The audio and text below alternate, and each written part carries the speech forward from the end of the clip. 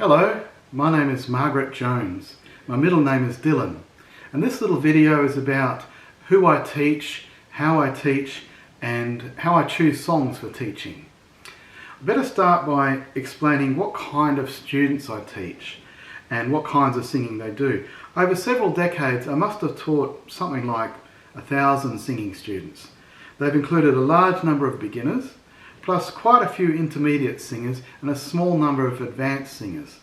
The advanced singers sought me out for my skill in troubleshooting technical issues.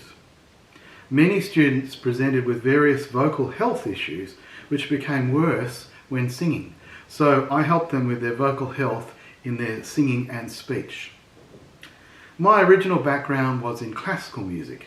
I've taught classical singers and a great many rock and pop and country and musical theatre singers and lots of people in various kinds of bands. Some students have told me that after they had lessons with a singing teacher, they could only sing or could only sound like an opera singer. I don't know how that happens, but it doesn't happen to my students. I also have another specialisation in teaching people with AMusA. That means people who are seriously tone deaf, but that's a whole other story. How I teach online using Zoom. At the first lesson we talk a lot. I'll ask you lots of questions about your voice and your vocal experience or lack thereof, your aims, and I'll get you to do a simple speech task followed by a simple singing task. Then we'll move on to singing 4-note scales, also called tetrachords. This is a singing exercise in its own right, so your singing might improve straight away. But my main reason for doing that at that point is to explore your voice and to map out the particular characteristics of your particular voice, because everybody is so different. In the first session, I don't usually teach anything specific, so there's not going to be anything for you to practice afterwards.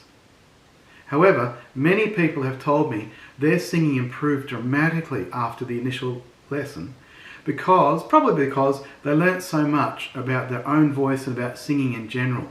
I've had people in bands tell me that they went to band practice next day and the other band members commented on how much better their singing was, even when they did not know that the student had been to have singing lessons, but there was already a noticeable improvement in how they sang. I teach a lot by developing your awareness.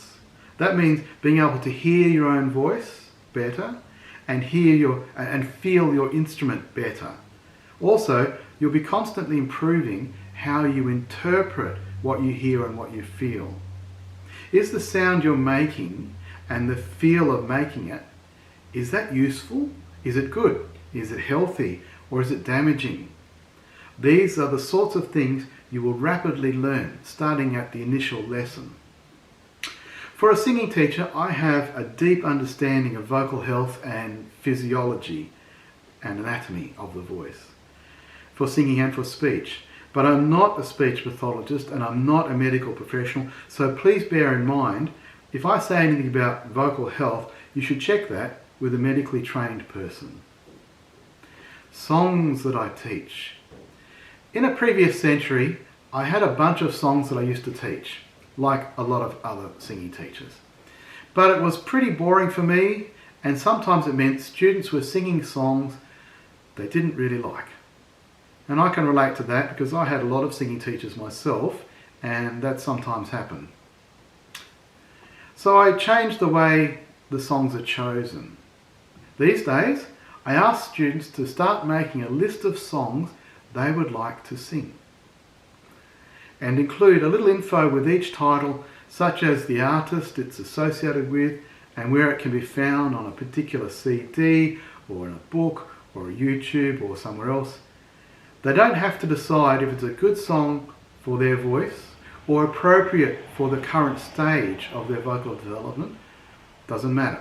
They just have to think they wish they could sing this song, and that's enough to put it on the list. Some songs on this list may be too difficult, or too difficult for now, or unsuitable for many other reasons. but there are bound to be some which are just right, so we'll use those. So if you would like to book in for an initial singing lesson, please contact me.